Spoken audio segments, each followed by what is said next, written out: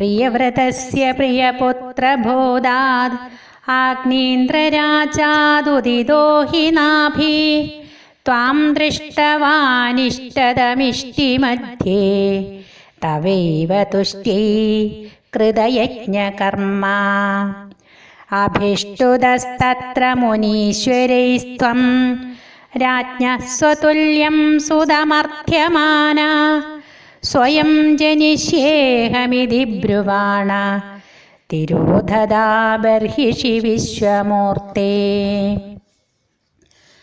നാഭിപ്രിയായാമഥ മേരുദേവ്യാം ത്വമംശദോ ഭൂർഷഭാഭിധാന അലോകസാമാന്യഗുണപ്രഭാവ പ്രഭാവിദേശേഷജനപ്രമോതാ ത്വയി ത്രിലോകീഭൃതിരാജ്യഭാരം നിധായ നാഭി സഹമേരുദേവ്യാ തപോവനം പ്രാപ്യ ഭവന്നിഷേവീ ഗതഃ കിലാനന്ദപദം പദം തേ.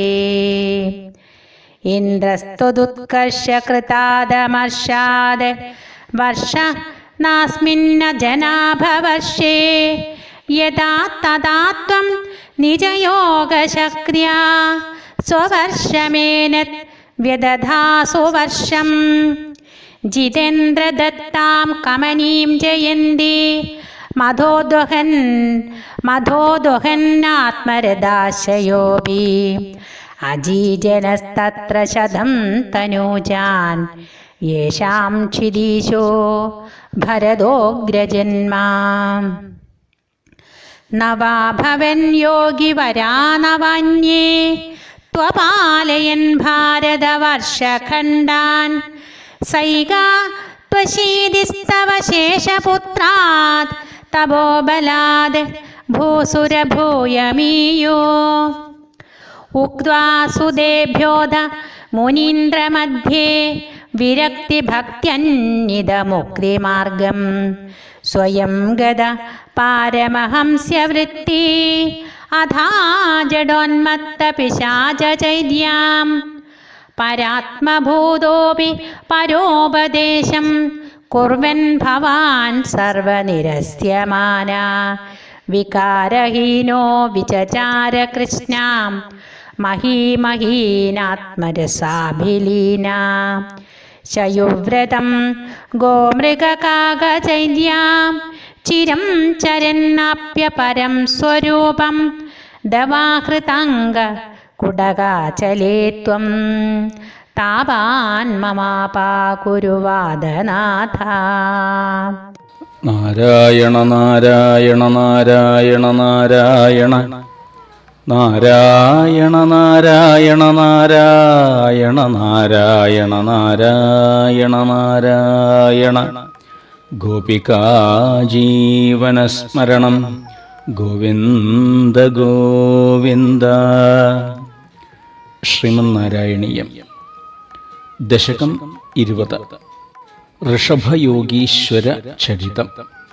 ശ്രീമദ് ഭാഗവതം പഞ്ചമസ്കന്ധത്തിലെ അധ്യായം 1 മുതൽ 6 വരെ വിവരിക്കുന്ന കഥകൾ ഋഷഭചരിത്രമാണ് ഈ ഒരു ദശകത്തിൽ സംഗ്രഹിച്ചു പറയുന്നത്.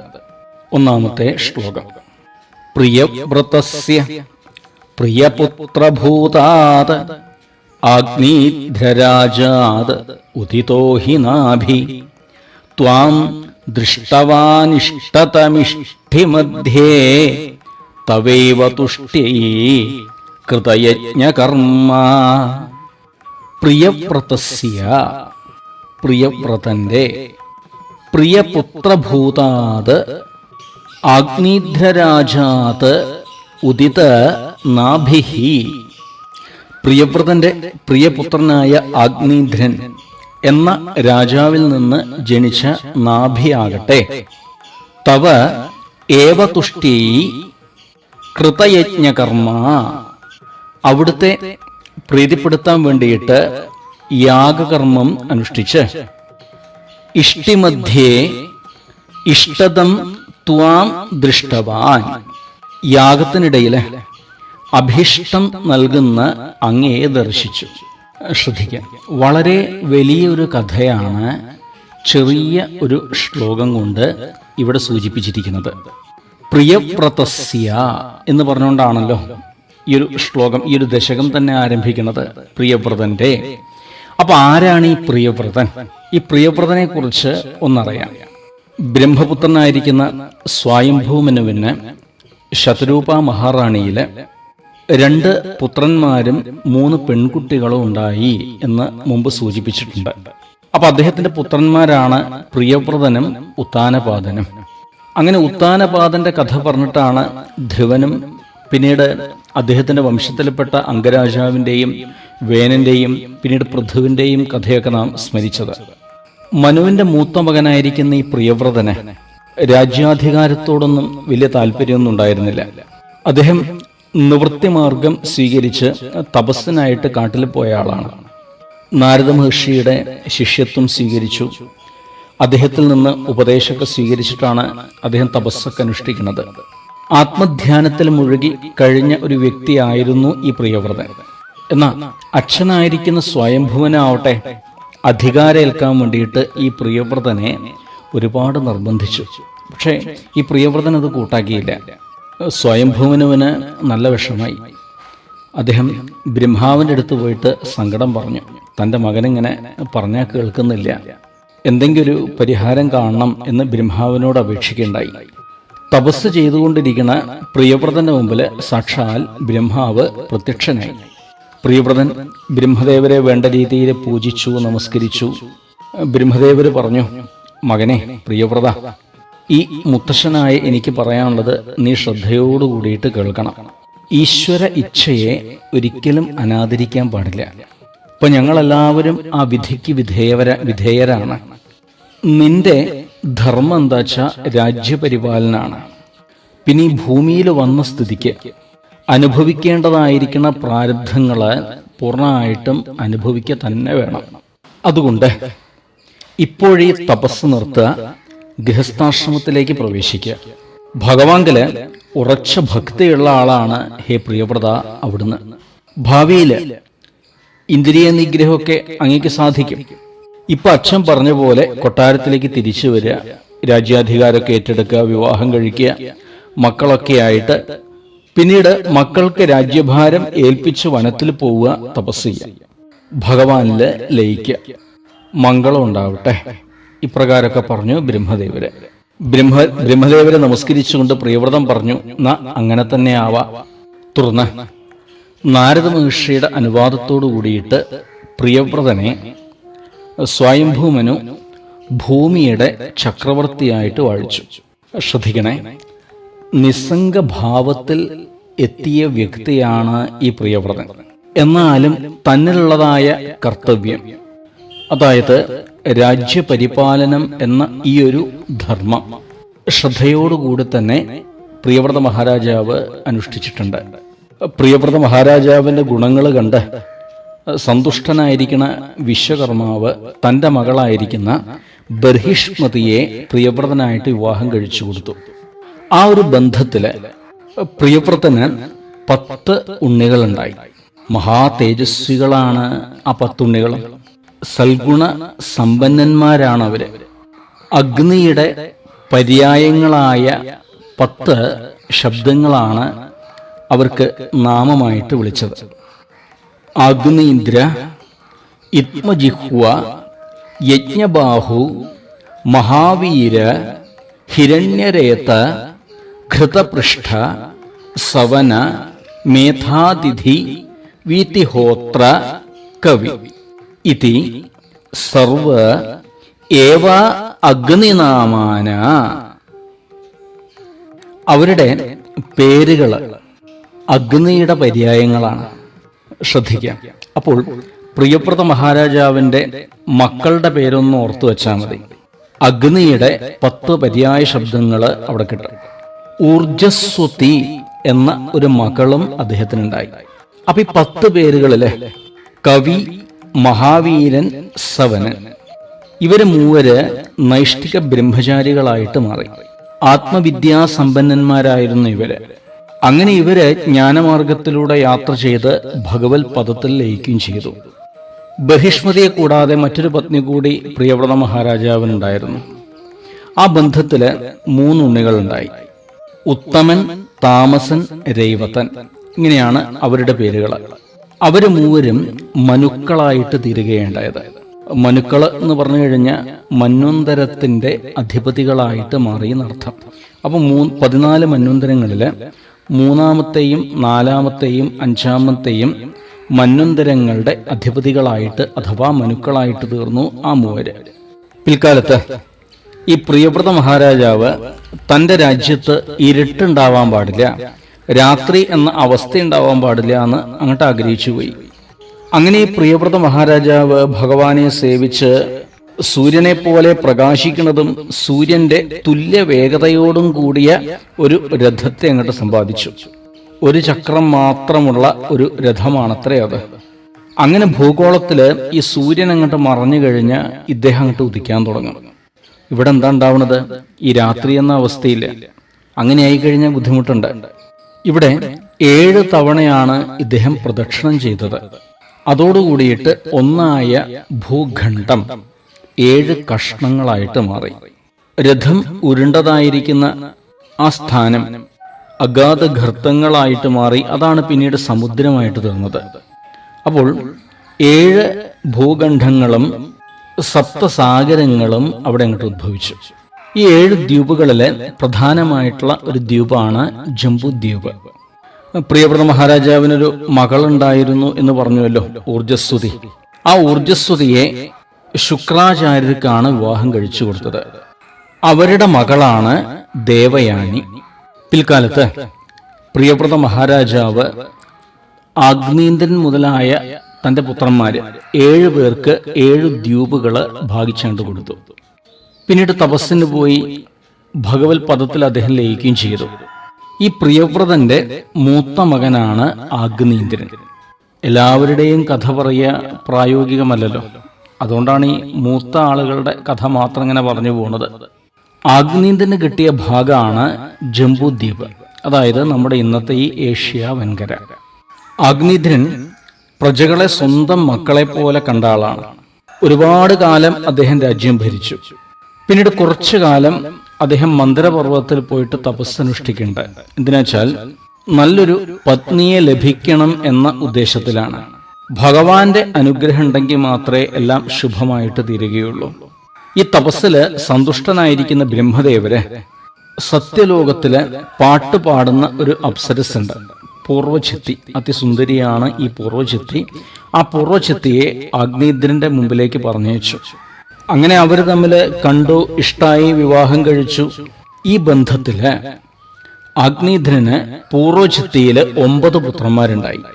നാഭി, കിംപുരുഷൻ, ഹരിവരുഷൻ, ഇളാവൃതൻ, രമ്യകൻ, ഹിരൺമയൻ, കുരു, ഭദ്രാശ്വൻ, കേതുമാലൻ, ഇങ്ങനെയാണ് അവരുടെ പേരുകൾ.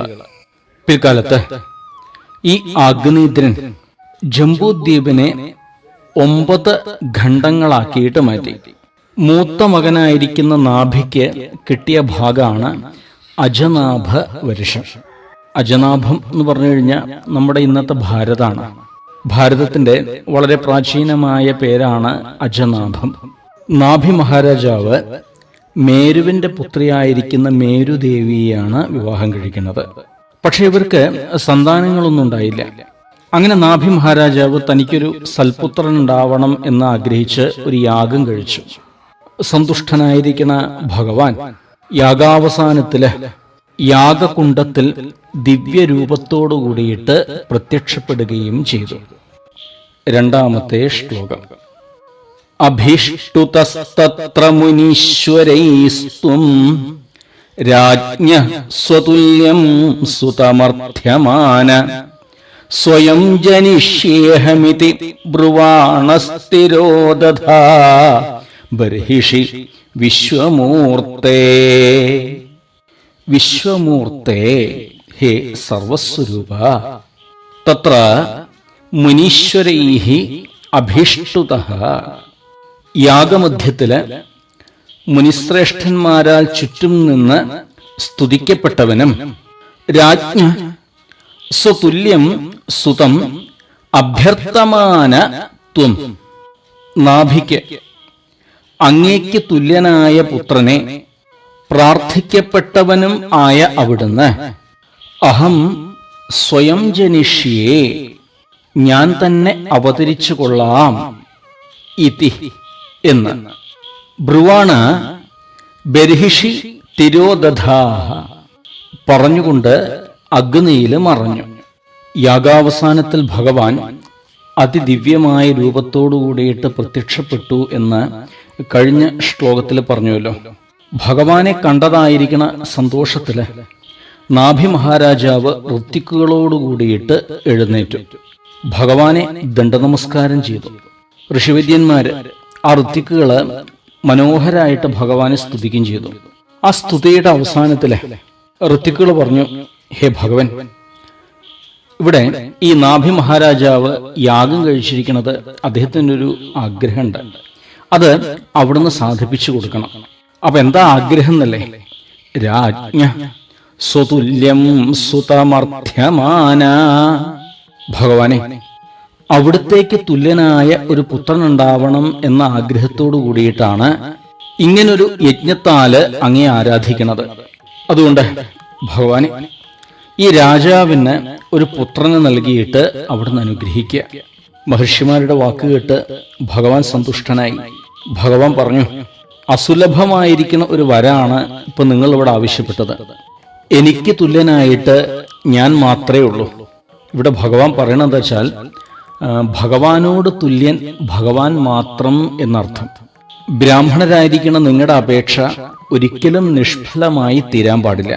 ഭഗവാൻ പറയണ്ടേ, എന്റെ മുഖമാണ് ബ്രാഹ്മണര് ആയതിനാൽ സ്വയം ജനിഷ്യേഹമിതി ബ്രുവാണ അഹം സ്വയം ജനിഷ്യേ. ഞാൻ തന്നെ അവതരിച്ചു കൊള്ളാം. ഞാൻ തന്നെ സ്വയം നാഭി മഹാരാജാവിന്റെയും മേരുദേവിയുടെയും പുത്രനായിട്ട് അവതരിച്ചു കൊള്ളാം. ഭഗവാന്റെ ഈ വാക്കുകള് വളരെ വ്യക്തമായിട്ട് നാഭി മഹാരാജാവും അതേപോലെ മേരുദേവിയും കേട്ടു. തുടർന്ന് തിരോദധാ ബർഹിഷി വിശ്വമൂർത്തേ. ഭഗവാൻ യാഗാഗ്നി തന്നെ അങ്ങോട്ട് മറഞ്ഞു. മൂന്നാമത്തെ ശ്ലോകം. ഭഗവാന്റെ ഋഷഭാവതാരത്തെയാണ് ഈ ശ്ലോകം വർണ്ണിക്കുന്നത്. നാഭിപ്രിയായാം അധമേരുദേവ്യാം ത്വമംശതോ ഭൂ ഋഷഭാഭിധാന അലോകസാമാന്യഗുണ പ്രഭാവ പ്രഭാവിതാശേഷജന പ്രമോദ. അധ അനന്തരം ത്വം അവിടുന്ന് നാഭിപ്രിയായാം മേരുദേവ്യാം നാഭി മഹാരാജാവിന്റെ പ്രിയപത്നിയായ മേരുദേവിയില് അംശതഃ അംശാവതാരമായി ഋഷഭാഭിധാന ഋഷഭൻ എന്ന പേരിൽ അലോക സാമാന്യ ഗുണ പ്രഭാവ പ്രഭാവിതാശേഷജന പ്രമോദ. ലോക സാധാരണങ്ങളല്ലാത്ത ഗുണങ്ങളാലും പ്രഭാവത്താലും എല്ലാ ജനങ്ങൾക്കും സന്തോഷം ഉളവാക്കുന്നവനായിട്ട് അഭൂഹു അവതരിച്ചു. ഭഗവാൻ കൊടുത്തതായ വാക്ക് ഇവിടെ പാലിക്കുകയാണ്. മുൻ ശ്ലോകത്തിൽ പറഞ്ഞുവല്ലോ, അഹം സ്വയം ജനിഷ്യേ എന്ന് ഭഗവാൻ പറഞ്ഞിട്ടുണ്ട്. ഞാൻ തന്നെ അവിടുത്തെ പുത്രനായിട്ട് വന്നുകൊള്ളാം എന്ന്. നല്ലൊരു മുഹൂർത്തത്തില് ഭഗവാൻ മേരുദേവിയിലൂടെ ഋഷഭൻ എന്ന പേരില് ആവിർഭവിച്ചു അഥവാ അവതരിച്ചു. അപ്പൊ എന്തിനു വേണ്ടിയിട്ടായിരുന്നു ഇങ്ങനൊരു അംശാവതാരം, ഈ ഋഷഭാവതാരം? പുറകിലൊരു ഉദ്ദേശമുണ്ട്. അവധൂത ധർമ്മം എന്താണ് എന്ന് അനുഷ്ഠാനത്തിലൂടെ ലോകർക്ക് ഉപദേശിക്കാൻ വേണ്ടിയാണ് ഭഗവാൻ ഇങ്ങനൊരു അവതാരം, ഈ ഒരു ഋഷഭാവതാരം എടുത്തിരിക്കുന്നത്. ഈ ശബ്ദത്തിന് അർത്ഥമുണ്ട്. ഋഷഭൻ എന്ന ശബ്ദത്തിന്റെ അർത്ഥം എന്താ വെച്ചാൽ ശ്രേഷ്ഠൻ എന്നാണ്. ശ്രദ്ധിക്കുക, നാരായണീയം ഇവിടെ വിശേഷിപ്പിക്കുന്നുണ്ട്. അലോക സാമാന്യ ഗുണ പ്രഭാവ പ്രഭാവിതാശേഷ ജനപ്രമോദ. ലോകസാധാരണങ്ങളല്ലാത്ത ഗുണങ്ങൾ അത് ഭഗവാനിൽ കാണാമായിരുന്നു. ജന്മനാ തന്നെ സമഭാവം, ശാന്തത, വൈരാഗ്യം, അതിനു പുറമെ അഷ്ടൈശ്വര്യ സിദ്ധികൾ, അണിമ മഹിമ മുതലായിരിക്കുന്ന സിദ്ധികളൊക്കെ ജന്മനാ തന്നെയുണ്ട്. ഈ ഗുണങ്ങളൊക്കെ ദിവസം ചെല്ലുന്തോറും കൂടുതൽ കൂടുതൽ പ്രകടമായിട്ട് തീരാൻ തുടങ്ങി. ഋഷഭദേവന്റെ ഈ ഒരു സ്വഭാവത്തില് എല്ലാവരും സന്തുഷ്ടരാണ്. അതിനാല് ഈ പ്രജകളും ബ്രാഹ്മണരും ദിവസം എണ്ണിക്കൊണ്ടിരിക്കുകയായിരുന്നു അത്രേ. എന്താന്നല്ലേ, എപ്പോഴാ ഇദ്ദേഹം ആ യൗവനത്തിലേക്ക് എത്തിച്ചേരുക, എപ്പോഴാ ആ പ്രായപൂർത്തിയാവുക. ഇവരൊക്കെ ആത്മാർത്ഥമായിട്ട് ആഗ്രഹിക്കണോ ഋഷഭദേവനെ ചക്രവർത്തിയായിട്ട് കാണാൻ വേണ്ടിയിട്ട്. ഇനിയും പറയാനുണ്ട് ഋഷഭദേവനെ കുറിച്ച്. ഉത്കൃഷ്ട ശരീരം, ഉജ്ജ്വലമായ തേജസ്, ശരീരബലം, അസാധാരണ ശോഭ, അലൗകികമായിരിക്കുന്ന യശസ്, അതിക്രമിക്കാൻ കഴിയാത്ത പ്രഭാവം, ക്ഷയിക്കാത്ത ഉത്സാഹം, ഇതൊക്കെ അലോകസാമാന്യ ഗുണ, അസാധാരണമായിരിക്കുന്ന ഗുണങ്ങൾ തന്നെയാണ്. എല്ലാവർക്കും ഉള്ളതല്ല ഇത്. അതിനാൽ ആ നാട്ടിലെ പ്രജകള് ഋഷഭദേവൻ ചക്രവർത്തിയായി കാണാൻ കൊതിച്ചതില് യാതൊരു തെറ്റുമില്ല. അവരൊക്കെ അക്ഷമരായിട്ട് തീർന്നു അത്രേ. ഋഷഭദേവൻ വേഗം അങ്ങോട്ട് വലുതാവണേ, വേഗം അങ്ങോട്ട് വലുതാവണേ. ആ രത്നസിംഹാസനത്തില് കിരീടം ചാർത്തി കയ്യിൽ ചെങ്കോലോടുകൂടിയിരിക്കണ, അധികാര ചിഹ്നത്തോടുകൂടിയിരിക്കണ ഋഷഭദേവനെ കാണാനാണ് അന്നത്തെ ആ ജനങ്ങള് കൊതിച്ചത്. 4-ാമത്തെ ശ്ലോകം. ത്വയി ത്രിലോകീഭൃതിരാജ്യഭാരം നിധായ നാഭി സഹമേരുദേവ്യ തപോവനം പ്രാപ്യ ഭവൻ നിഷേവി ഗതഃ കിലാനന്ദപദം പദം തേ. നാഭി, നാഭിരാജൻ. ത്രിലോകീഭൃതി ത്വയി രാജ്യഭാരം നിധായ. ശ്രദ്ധിക്കണേ, നല്ലൊരു വിശേഷണാണ് ത്രിലോകീഭൃത്ത്. ഈ ശബ്ദത്തിന്റെ അർത്ഥം എന്താ വെച്ചാൽ ലോകത്രയം ഭരിക്കുന്ന, ത്രൈലോക്യങ്ങളെ നിയന്ത്രിക്കണ എന്നർത്ഥം.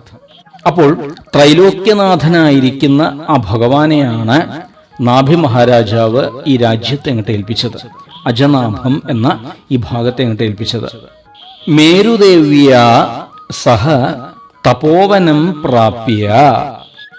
പത്നിയായിരിക്കുന്ന മേരുദേവിയോടുകൂടിയിട്ട് തപോവനത്തിൽ ചെന്ന് ഭവൻ നിഷേവി ആനന്ദപദം തേ പദം ഗതഃ കില.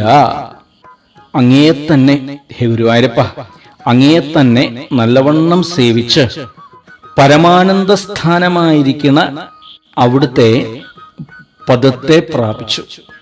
നാഭി മഹാരാജാവിന് വളരെയധികം സന്തോഷമായി. ആഗ്രഹിച്ച പോലെ സാക്ഷാൽ ഭഗവാൻ തന്നെയാണ് തൻ്റെ പുത്രനായിട്ട് ഇപ്പോൾ പോന്നിരിക്കുന്നത്. എന്തൊരു ഭാഗ്യാണ് അദ്ദേഹത്തിൻ്റെ. നോക്കണേ, സാക്ഷാൽ ഭഗവാനെ എടുക്കാനും ലാളിക്കാനും ഒരു അവസരമാണ് അദ്ദേഹത്തിന് കിട്ടിയത്. ചുരുക്കം പറഞ്ഞ പരമാനന്ദം അനുഭവിക്കാനുള്ള ഭാഗ്യം ആ മഹാരാജാവിനും മേരുദേവിക്കും ഉണ്ടായി. പ്രജകള് ഋഷഭദേവനെ ജീവനതുല്യം സ്നേഹിക്കേണ്ടതെന്ന് നാഭി മഹാരാജാവിന് മനസ്സിലായി. ഋഷഭദേവൻ യൗവനയുക്തനായ ഉടനെ തന്നെ അജനാഭവർഷത്തിന്റെ ചക്രവർത്തിയായിട്ട് അഭിഷേകം ചെയ്തു. പിന്നീട് നാഭി മഹാരാജാവ് മേരുദേവിയോടൊന്നിച്ച് ബദ്രികാശ്രമത്തിലേക്ക് പോയി. അവിടെ തപസ്സും യോഗവും ഒക്കെ അനുഷ്ഠിച്ച് ഭഗവാൻ ശ്രീ വാസുദേവനെ തന്നെ ഉപാസിച്ച് കാലം കൊണ്ട് നാഭി രാജാവും മേരുദേവിയും മുക്തരായിട്ട് തീർന്നു. ഭഗവത് പദത്തില് ലയിച്ചു എന്നർത്ഥം. 5-ാമത്തെ ശ്ലോകം.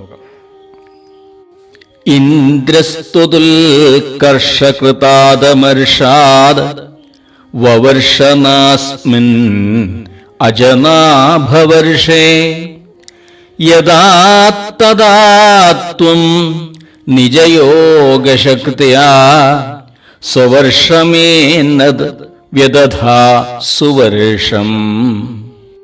യഥാ ഇന്ദ്രഃ എപ്പോൾ ഇന്ദ്രൻ ത്വത് ഉത്കർഷകൃതാത് അമർഷാത് അങ്ങയുടെ ഉത്കർഷം കൊണ്ടുണ്ടായ സ്പർദ്ധയാൽ അസ്മിൻ അജനാഭവർഷേ ന വവർഷ ഈ അജനാഭവർഷത്തില് മഴ പെയ്യിച്ചില്ല.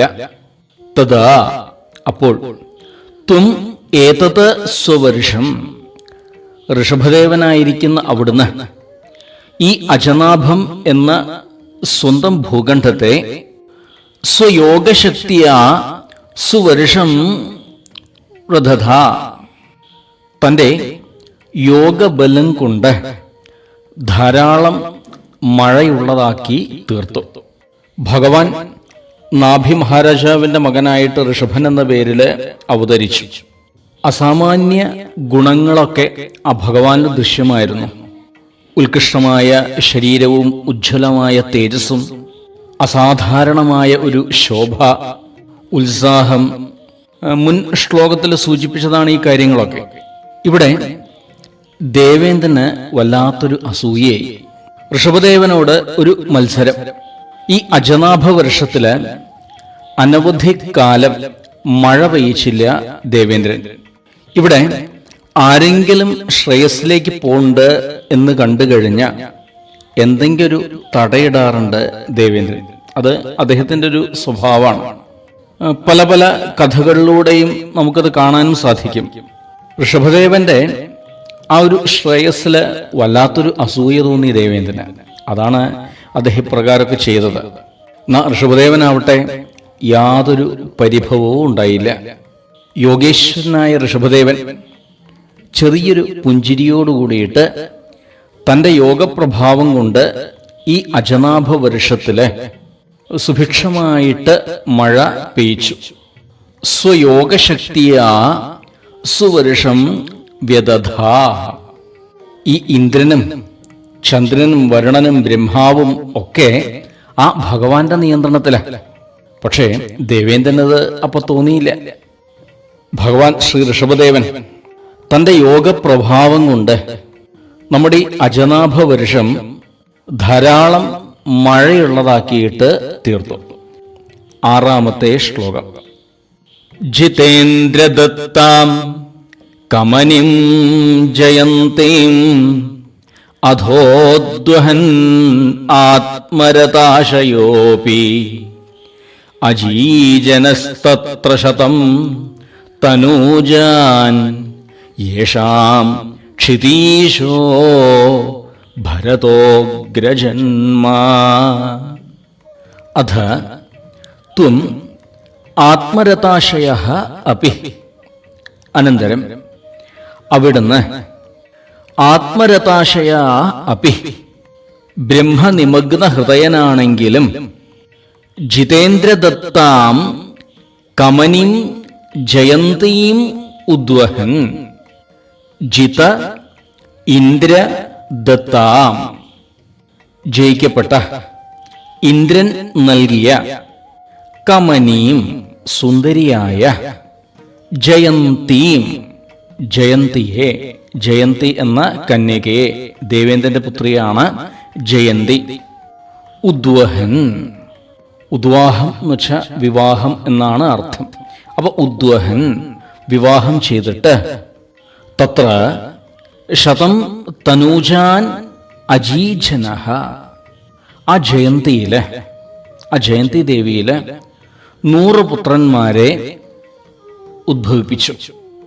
യേഷാം യാതൊരു പുത്രന്മാരിൽ വെച്ച് ക്ഷിതീശഃ ഭരതഃ അഗ്രജന്മ. രാജാവായ ഭരതനാണ് ജ്യേഷ്ഠനായിട്ട് ഇരുന്നത്. ആ 100 പുത്രന്മാരിൽ മൂത്ത ആളാണ് ഭരതൻ എന്ന് അർത്ഥം. അജനാഭവർഷം ശ്രേഷ്ഠമായ ഒരു കർമ്മക്ഷേത്രമാണ്. അതായത് വൈദിക കർമ്മങ്ങളിലൂടെ മനഃശുദ്ധി സമ്പാദിക്കാൻ പറ്റിയ സ്ഥലമാണ് ഈ അജനാഭവർഷം എന്നർത്ഥം. ആ അജനാഭത്തെയാണ് ഇവിടെ ഋഷഭദേവൻ ഭരിക്കാൻ പോകുന്നത്. മുൻ ശ്ലോകത്തിൽ പറഞ്ഞല്ലോ, അജനാഭത്തില് കുറെ കാലം ദേവേന്ദ്രൻ മഴ പെയ്യിച്ചില്ല എന്നൊക്കെ.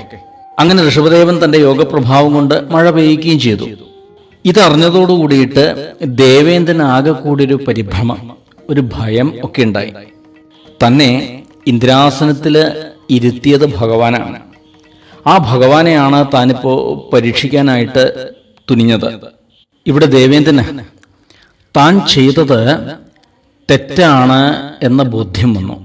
പിന്നെ ഒട്ടും സംശയിക്കാതെ ഓടി ഭഗവാൻ ഋഷഭദേവന്റെ അടുത്തെത്തി കാൽക്കൽ വീണ് നമസ്കരിച്ച് മാപ്പപേക്ഷിച്ചു. ദേവേന്ദ്രൻ തന്റെ മകളെയും കൂടി കൂട്ടിയിട്ടുണ്ടായിരുന്നു. ജയന്തി എന്നാണ് ദേവേന്ദ്രപുത്രിയുടെ പേര്. ആ കന്യകയെ ഋഷഭദേവനായിട്ട് സമർപ്പിച്ചു. പത്നിയായിട്ട് സ്വീകരിക്കണം എന്ന് അഭ്യർത്ഥിക്കുകയൊക്കെ ചെയ്തു. അങ്ങനെ ഋഷഭദേവൻ വിധിയാവണ്ണം ജയന്തി ദേവിയെ വിവാഹം കഴിച്ചു. ആ ബന്ധത്തില് അദ്ദേഹത്തിന് 100 പുത്രന്മാരാണ് ഉണ്ടായത്. അവരില് മൂത്ത ആള് മഹായോഗിയും പരമഭക്തനും അതിശ്രേഷ്ഠ ഗുണങ്ങളോടുകൂടിയവനുമായ ഭരതനാണ്. അദ്ദേഹത്തിന്റെ ആ ഒരു യോഗ്യത കൊണ്ട്, ആ ഒരു പ്രഭാവം കൊണ്ട് അതുവരെ അജനാഭം എന്ന പേരിൽ അറിയപ്പെട്ടതായ നമ്മുടെ ഈ രാഷ്ട്രം, ഈ ഒരു മാതൃരാജ്യം ഭാരതം എന്ന പേരിൽ അറിയപ്പെടാൻ തുടങ്ങി. അപ്പോൾ മനസ്സിലാക്കുക, ഭാരതം എന്ന പേര് വരുന്നതിന് മുമ്പ് ഈ പ്രദേശമെല്ലാം അജനാഭവർഷം എന്ന പേരിലാണ് അറിയപ്പെട്ടിട്ടുണ്ടായിരുന്നത്. 7-ാമത്തെ ശ്ലോകം ഋഷഭദേവന്റെ പുത്രന്മാരെ കുറിച്ചാണ് ഈ ശ്ലോകം സൂചിപ്പിക്കുന്നത്. നവാഭവൻ യോഗിവരാ നവാന്യേ ത്വപാലയൻ ഭാരതവർഷഖണ്ഡാൻ സൈകാ തുഷീതീസ്തവ ശേഷപുത്രാത് തപോബലാത് ഭൂസുരഭൂയമീയോ. നവ യോഗിവരാഹ 9 പുത്രന്മാർ യോഗിശ്രേഷ്ഠന്മാരായി. നവ യോഗിവരാഹ അഭവൻ അന്യേ നവ തു ഭാരതവർഷ. മറ്റൊരു 9 പേരാകട്ടെ ഈ ഭാരതവർഷത്തിന്റെ ഖണ്ഡാൻ അപാലയൻ ഭാഗങ്ങളെ പരിപാലിച്ചു. സൈക അശീതി തവ ശേഷപുത്രാഹ തു തപോബലാത് ഭൂസുരഭൂയ ഈയോ. ഹേ ഭഗവൻ, അങ്ങയുടെ ബാക്കി 81 പുത്രന്മാര് തപോബലാത് തപശക്തി കൊണ്ട് ഭൂസുരഭൂയം ഈയോ ബ്രാഹ്മണ ധർമ്മത്തെ സ്വീകരിച്ചു. ഋഷഭദേവന് ജയന്തി ദേവിയിൽ 100 പുത്രന്മാരാണ് എന്ന് സൂചിപ്പിച്ചുവല്ലോ. അതില് മൂത്ത ആളാണ് ഭരതൻ. അദ്ദേഹമാണ് ഋഷഭദേവിന് ശേഷം ഈ രാഷ്ട്രത്തിന്റെ അധികാരം ഏറ്റെടുക്കുന്നത്. അതോടുകൂടിയിട്ട് അജനാഭം ഭാരതം എന്ന പേരിൽ അറിയപ്പെടുകയും ചെയ്തു. ഇനി മറ്റു പുത്രന്മാരുടെ കാര്യം ഒന്ന് നോക്കാം. ഭരതന്റെ അനുജന്മാര്, അതിൽ 9 പേര് കുശാവർത്തൻ, ഇളാവർത്തൻ, ബ്രഹ്മാവർത്തൻ, മലയൻ, കേതു, ഭദ്രസേനൻ, ഇന്ദ്രസ്പൃക്ക്, വിദർഭൻ, കീകട്ടൻ. അപ്പൊ ഇങ്ങനെയുള്ള ഈ 9 പേര് രാജാക്കന്മാരായിട്ട് തീർന്നു. പിന്നീട് അടുത്ത 9 പേര് നവയോഗികൾ എന്ന പേരിൽ പ്രസിദ്ധരായിട്ട് തീർന്നു. കവി, ഹരി, അന്തരീക്ഷ, പ്രബുദ്ധ, പിപ്പലായന, ആവിർഹോത്രോധ, ദ്രുമിള, ക്ഷമസ, കരഭാജന, ഇങ്ങനെയൊക്കെയാണ് അവരുടെ പേരുകൾ. ഇവര് ഈ നവയോഗികള് ഭാഗവത ധർമ്മത്തെ ആചരിക്കുകയും ഉപദേശിക്കുകയും ചെയ്തു. പരമഭക്തരായിരുന്നു അവര്. ഇവരെയൊക്കെ സ്മരിക്കുക എന്ന് പറഞ്ഞാൽ സർവപാപങ്ങളും അവിടെ അങ്ങോട്ട് ഇല്ലാണ്ടായിത്തീരും. അടുത്തത് സൈകാ തുഷീതിസ്തവ ശേഷപുത്രാ തപോബലാത് ഭൂസുരഭൂയമീയോ. ഋഷഭദേവന്റെ ശേഷിച്ചതായ 81 പുത്രന്മാര് ഋഷഭദേവന്റെ ആജ്ഞയെ അനുസരിക്കുന്നവരും മഹാഗുണവാന്മാരും വേദാധ്യയനം ചെയ്യുന്നവരും യജ്ഞകർമ്മങ്ങളെ അനുഷ്ഠിക്കുന്നവരും വൈദിക കർമ്മങ്ങളാൽ മനഃശുദ്ധി സമ്പാദിച്ചവരുമായ ബ്രാഹ്മണരായിട്ട് തീർന്നു. ബ്രാഹ്മണ ധർമ്മത്തെ സ്വീകരിച്ചു എന്ന് അർത്ഥം. അതാണ് ഇവിടെ അവസാനം പറഞ്ഞത്. തപോബലാത് ഭൂസുരഭൂയം ഈയു. തപശക്തി കൊണ്ട് ബ്രാഹ്മണ്യം പ്രാപിച്ചു. 8ാമത്തെ ശ്ലോകം. ഉക്ത്വാ സുതേഭ്യോധമുനീന്ദ്രമധ്യേ വിരക്തിഭക്ത്യന്യതമുക്തിമാർഗം സ്വയം ഗത പാരമഹംസ്യവൃത്തിം അഥാ ജഡോന്മത്തപിശാചചര്യാം.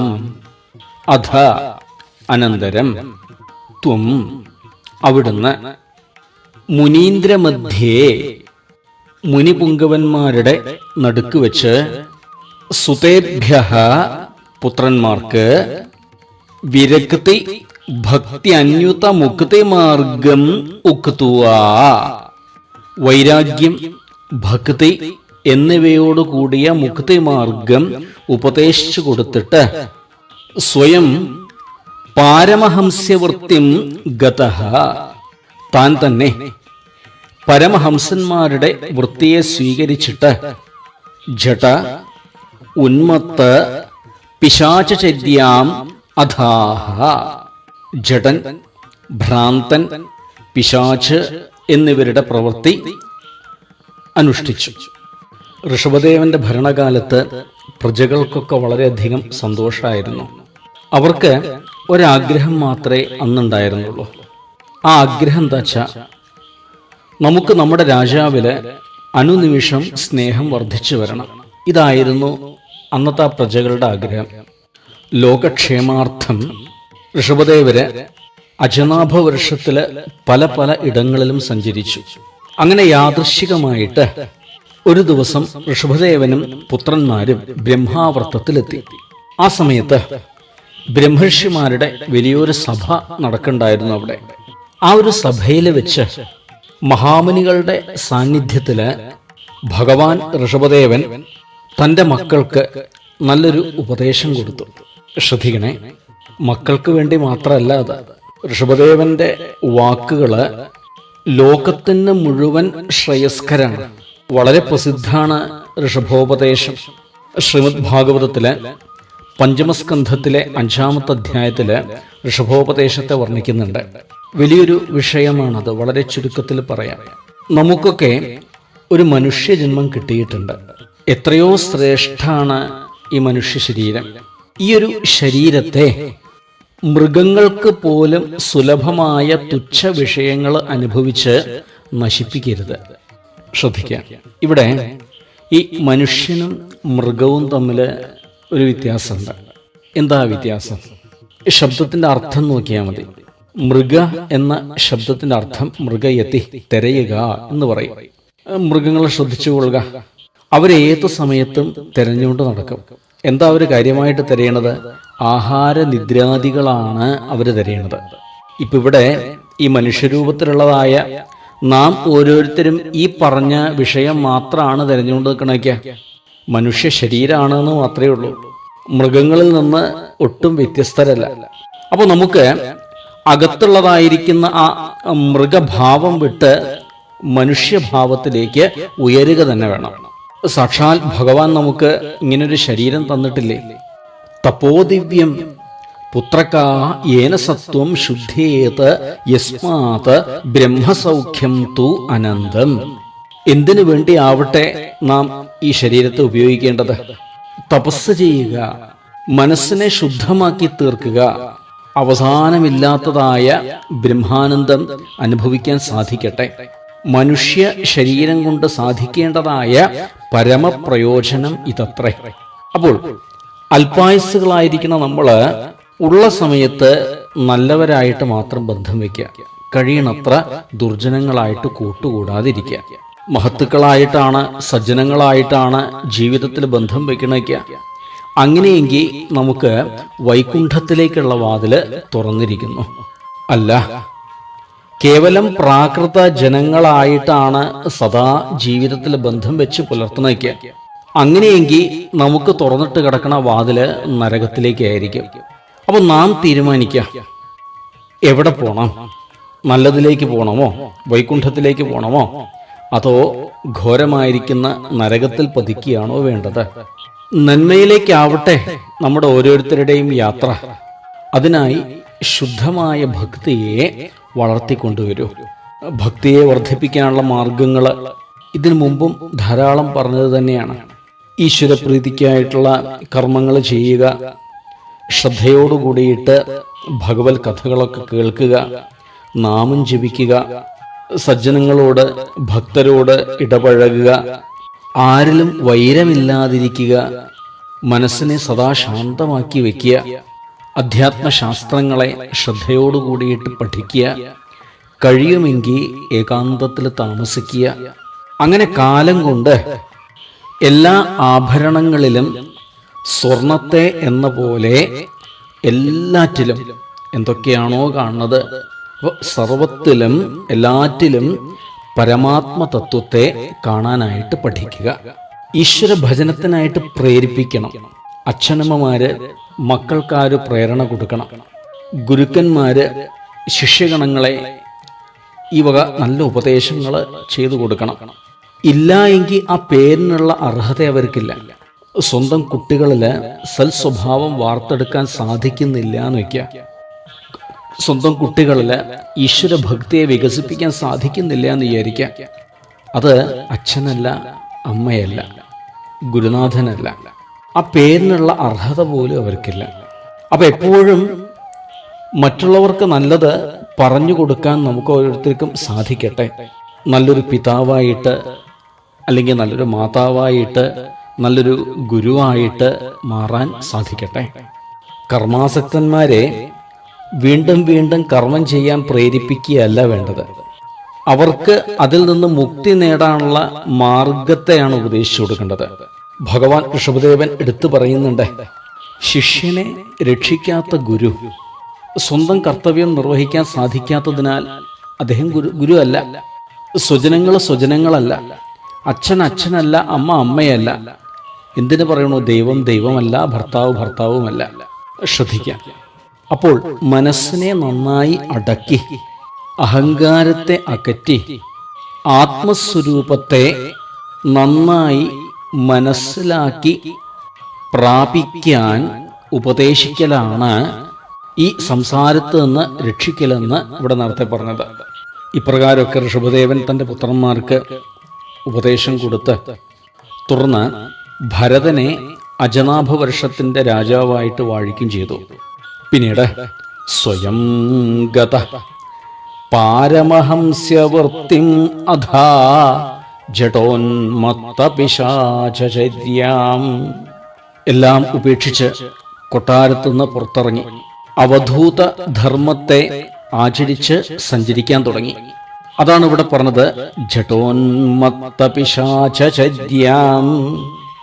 ഊമ, കുരുടൻ, ബധിരൻ, പിശാച്, ഭ്രാന്തൻ എന്നിവരെ പോലെ പ്രാകൃത വേഷത്തോടെ അങ്ങോട്ട് നടന്നു.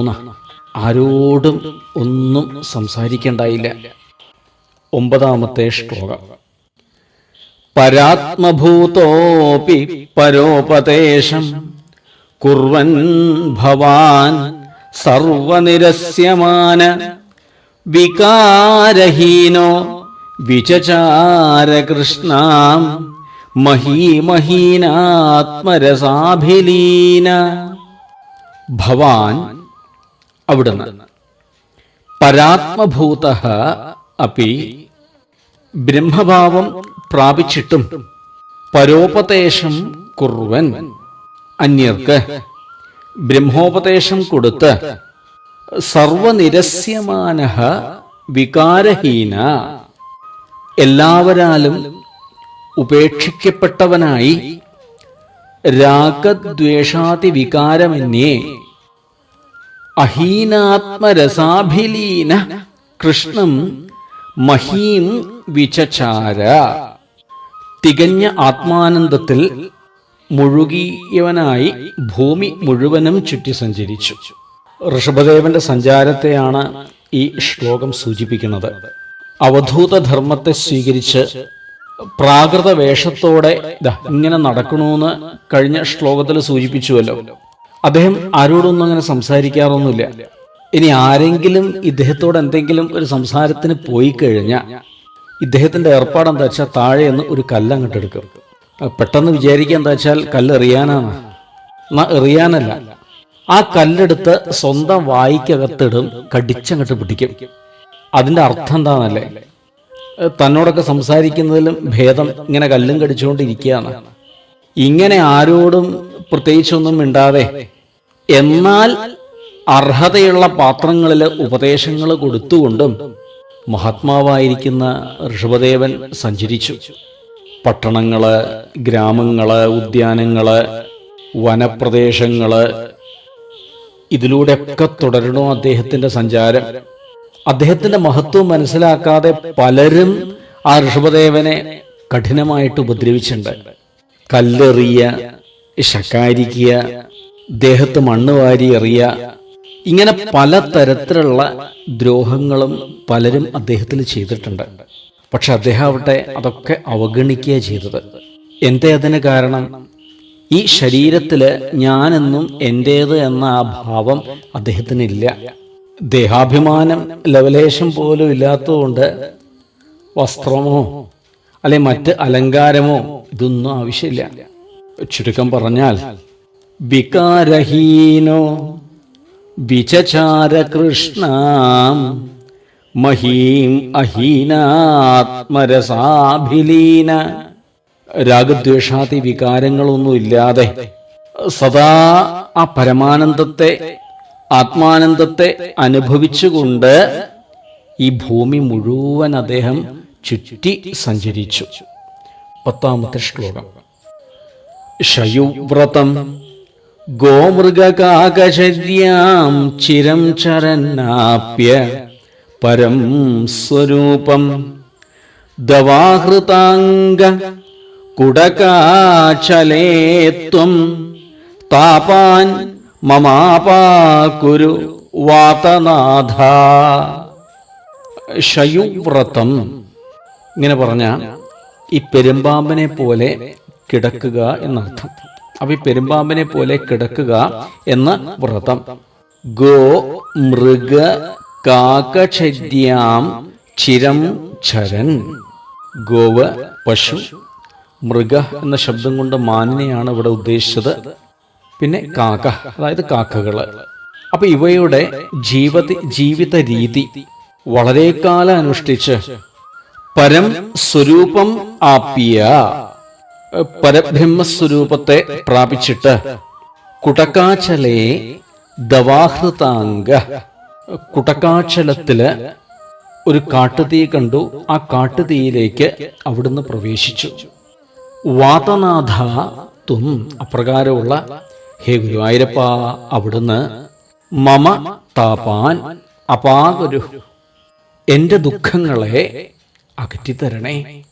ശ്രദ്ധിക്കുക, ഈ ഋഷഭദേവൻ ഒന്നിനും പ്രതികരിച്ചിട്ടുണ്ടായിരുന്നില്ല. ഇപ്പൊ കഴിഞ്ഞ ശ്ലോകത്തിൽ പറഞ്ഞല്ലോ, അദ്ദേഹത്തെ കല്ലെടുത്ത് എറിഞ്ഞു, അദ്ദേഹത്തിന്റെ ദേഹത്ത് മണ്ണ് വാരിയിട്ടു, വടിയെടുത്ത് അടിച്ചു. പക്ഷെ അദ്ദേഹം ഒന്നും മിണ്ടിയില്ല, എല്ലാം സഹിച്ചിട്ട് തന്നെയുള്ളൂ. അതിന് കാരണമുണ്ട്. ഈ ലൗകികന്മാര് ഒട്ടുമുക്കാലും യോഗത്തിന് തടസ്സം ചെയ്യുന്നവരാണ്. അതായത് ഈശ്വര കാര്യത്തിന് തടസ്സം നിൽക്കുന്നവരാണ് എന്നർത്ഥം. അപ്പൊ അതിന് ഈ പ്രതിക്രിയ ചെയ്യണത് കൊണ്ട്, പകരം എന്തെങ്കിലും ചെയ്യണോണ്ട് വലിയ വിശേഷമൊന്നുമില്ല.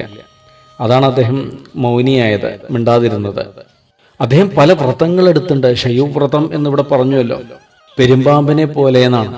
ഈ പെരുമ്പാമ്പിനെ പോലെ എന്ന് പറയാൻ കാരണം, ഈ പെരുമ്പാമ്പ് ആഹാരത്തിന് വേണ്ടി വല്ലാതെ കണ്ട് പരിശ്രമിക്കാറൊന്നുമില്ല. വല്ലാതെ വിശക്കണ സമയത്ത് എവിടെയും കിടക്കും, വായും തുറന്നുകൊണ്ട് കിടക്കും. അതിന് വേണ്ടതായിരിക്കുന്ന ഇര എന്തായാലും അതിൻ്റെ വായയുടെ അടുത്ത് വരും. ഇതുപോലെ ഭഗവാൻ ഋഷഭദേവൻ ആഹാരത്തിന് വേണ്ടി പോലും പരിശ്രമിക്കാതെ ഓരോരോ സ്ഥലത്ത് വെറുതെ ഇങ്ങനെയായിട്ട് കിടന്നു. നിഹാരാദികളൊക്കെ ആ കിടന്ന സ്ഥലത്ത് തന്നെയാണ് മിക്കവാറും. കുളി മുതലായിരിക്കുന്ന ശുദ്ധികളൊന്നും ഉണ്ടായിരുന്നില്ല. നേരത്തെ സൂചിപ്പിച്ചത് തന്നെയാണ്. ഈ ശരീരബോധം ഉണ്ടെങ്കിലല്ലേ ഈ കുളിക്കുക, അലങ്കരിക്കുക, വസ്ത്രധാരണം ഇതൊക്കെ വേണ്ടു. അത് വിട്ടുകഴിഞ്ഞാൽ ഈ ശരീരബോധം ലവലേശം പോലും ഇല്ലെങ്കിൽ പിന്നെ ഇതൊക്കെ എങ്ങനെയാ ശ്രദ്ധിക്കുക? അത്യത്ഭുതം എന്ന് പറയട്ടെ, ഇങ്ങനെയൊക്കെ ആണെങ്കിലും അദ്ദേഹത്തിന്റെ ദേഹത്ത് നിന്ന് പുറപ്പെടുന്ന സുഗന്ധം, ദുർഗന്ധം എന്നല്ല പറഞ്ഞത്, സുഗന്ധം തന്നെയാണ്, ഒരു 10 യോജനയോളം വ്യാപിച്ചു എന്ന. ശയുവ്രതം ഗോമൃഗകാകശര്യാം, ഗോവിനെ പോലെ പശുക്കളെ പോലെ വ്രതമെടുത്തു എന്ന് പറഞ്ഞു. അതായത് ഈ പശുക്കളെ പോലെ ചലിച്ചു എന്നർത്ഥം. ചിലപ്പോൾ ഇദ്ദേഹം പശുക്കളെ പോലെ നടന്നുകൊണ്ട് ആഹാരം കഴിച്ചിരുന്നു. മൃഗ, മാനാണ് അടുത്തതായിട്ട് പറഞ്ഞത്. ഈ മാനിനോട് ഉപമിക്കാൻ കാരണം എന്താ വെച്ചാൽ, ഈ മാനിന് ദുഷ്ടമൃഗങ്ങളെയും അതുപോലെ മനുഷ്യരെയും വലിയ ഭയമാണ് ഈ മാനിന്. ഇതേപോലെ ഭഗവാൻ ഋഷഭദേവൻ ദുർജന സംസർഗത്തെ ഭയപ്പെട്ടിരുന്നു എന്നാണ് മനസ്സിലാക്കേണ്ടത്. അടുത്തതായിട്ട് കാക്ക. ഈ കാക്കകള് ശുദ്ധാശുദ്ധങ്ങൾ നോക്കാണ്ടെയാണ് ആഹാരം കഴിക്കുക. ഇതേപോലെ ഋഷഭദേവനും ആഹരിച്ചിട്ടുണ്ടായിരുന്നു. ശ്രദ്ധിക്കാൻ, ഇതൊക്കെ ജ്ഞാനത്തില് ദൃഢത വന്ന അവധൂതന്റെ ജീവിത സമ്പ്രദായങ്ങളാണ്. അവധൂത ധർമ്മത്തിൽ പറഞ്ഞതാണ് ഇതൊക്കെ.